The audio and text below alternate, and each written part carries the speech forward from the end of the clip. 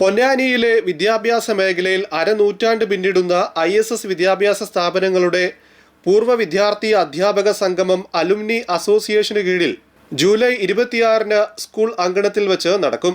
രാവിലെ 9:30 മുതൽ രാത്രി 9 മണി വരെ നടക്കുന്ന പരിപാടിയിൽ പൂർവ്വ അധ്യാപകരെ ആദരിക്കൽ, ബാച്ച് തല സംഗമങ്ങൾ, പൊതുസമ്മേളനം, കലാസന്ധ്യ എന്നീ സെഷനുകൾ ഉണ്ടായിരിക്കും.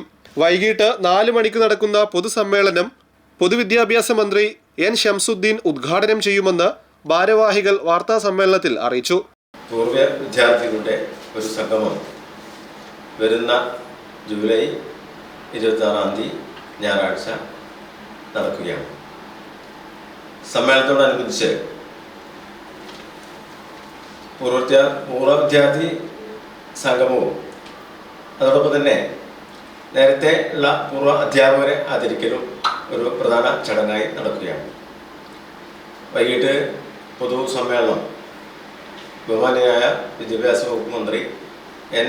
ഷംസുദ്ദീൻ സാർ, പൊന്നാനി MLA നൗഷാദ് അലി അധ്യക്ഷനായും, ജോയ് MLA സാറും, ജമാഅത്തെ ഇസ്ലാമി ശൂറ അംഗം MI അബ്ദുൽ സാഹിബും മുഖ്യമായി പങ്കെടുക്കുന്ന ഒരു പരിപാടി വൈകുന്നേരം ഏകദേശം 10 മണിയോട് കൂടി കൾച്ചറൽ പ്രോഗ്രാം കൂടി അവസാനിക്കുകയാണ്. കഴിഞ്ഞ 50 വർഷക്കാലങ്ങളിൽ സ്ഥാപനത്തിൽ നിന്നും പഠിച്ചിറങ്ങി സമൂഹത്തിൻ്റെ വിവിധ ഭാഗങ്ങളിൽ ഉന്നത സ്ഥാനങ്ങളിലിരിക്കുന്ന ഒരുപാട് പൂർവ്വ വിദ്യാർത്ഥികൾ വിദേശത്തു നിന്നും ഈ പരിപാടിയിൽ സംബന്ധിക്കുന്നുണ്ട്.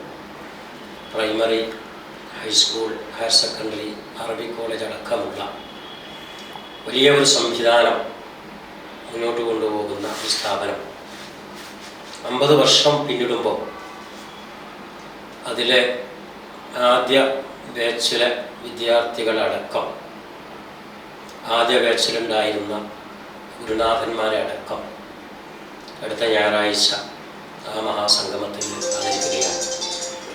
ഏകദേശം 250ഓളം അധ്യാപകരും അധ്യാപികമാരും ആ ചടങ്ങിൽ ആദരിക്കപ്പെടാൻ പോവുകയാണ്.